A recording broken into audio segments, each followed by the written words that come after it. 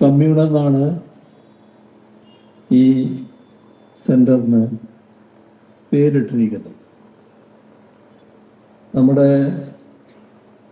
Work near home centre നമ്മുടെ തൊഴിൽ രംഗത്ത് വരുന്ന പുതിയൊരു മാറ്റമാണ്. ആഗോളതലത്തിൽ തന്നെ ഇത്തരം മാറ്റങ്ങൾ തൊഴിൽ രംഗത്ത് വന്നുകൊണ്ടിരിക്കുന്നു. നേരത്തെ IT പാർക്കുകളിൽ, പടുകൂറ്റൻ കെട്ടിടങ്ങളിൽ വൻതോതിൽ ജീവനക്കാർ കേന്ദ്രീകരിച്ച് തൊഴിലെടുക്കുന്ന രീതിയാണ് ഉണ്ടായിരുന്നത്. ചില ക്യാമ്പസിൽ നൂറുകണക്കിലല്ല ആയിരക്കണക്കിൽ തന്നെ ആളുകളുണ്ടായിരുന്നു. എന്നാൽ കോവിഡ് ഒരു പുതിയ അനുഭവമായിട്ടാണ് മാറിയത്. അത്തരം കെട്ടിടങ്ങളെല്ലാം ഫലത്തിൽ കാലിയായിപ്പോയി. അത്യാവശ്യം 4-5 പേര് നിന്ന് ബാക്കിയുള്ളവരെല്ലാം ആ കെട്ടിടം തൽക്കാലം ഉപേക്ഷിച്ചു പോയി. പക്ഷെ അവര് ജോലി ഉപേക്ഷിച്ചില്ല. മാനേജ്മെന്റുകളും അവരെ ഉപേക്ഷിച്ചില്ല. അവർ ചെയ്തത് വീടുകളിൽ നിന്ന് ജോലി ചെയ്യാമെന്നാണ്. വീടുകളിൽ നിന്ന് ജോലി ചെയ്തപ്പോൾ വർക്ക് ഫ്രം ഹോം, അതിൻ്റെ ഉൽപാദനക്ഷമതക്ക് ഒരു തരത്തിലുള്ള കുറവും ഉണ്ടായില്ല. ചിലതിൽ അല്പം കൂടുതലായോ എന്ന തോന്നൽ തന്നെ ചില മാനേജ്മെന്റുകൾക്കെങ്കിലും ഉണ്ടായിട്ടുണ്ടാകും. അതോടൊപ്പം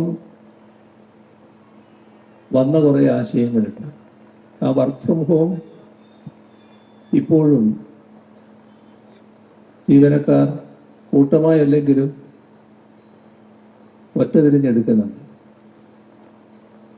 ചില ദിവസങ്ങളിൽ വിവിധ സ്ഥാപനങ്ങളിലെ ജീവനക്കാർ വർക്ക് ഫ്രം ഹോം എന്ന നിലയിൽ വർക്ക് ചെയ്യുന്നുണ്ട്. മാനേജ്മെന്റിന്റെ സമ്മതത്തോടെ തന്നെ. എന്നാൽ അതോടൊപ്പം വന്ന ആശയമാണ് work near home. Work near home എന്ന് പറയുമ്പോൾ ഇവിടെ പറഞ്ഞു, അതിൻ്റെ മാതൃക ഇവിടെ കണ്ടു. ഇത് തന്നെയാണ് നമ്മുടെ അധ്യക്ഷൻ ചൂണ്ടിക്കാണിച്ചതുപോലെ ചുറ്റുപാടുമുള്ള ആളുകൾക്ക് എത്തിച്ചേരാൻ പറ്റാവുന്ന ഒരിടം,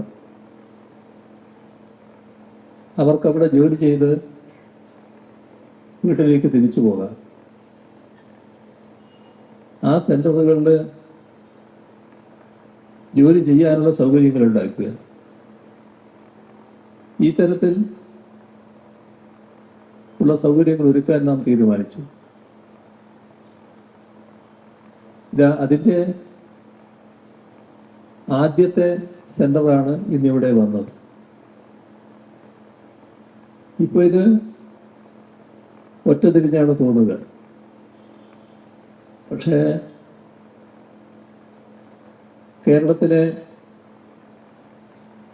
മിക്കവാറും സ്ഥലങ്ങളിൽ പ്രാവർത്തികമാക്കാൻ കഴിയുന്ന ഒരാശയമാണ്. തദ്ദേശഭരണ സ്ഥാപനങ്ങൾ സ്വാഭാവികമായും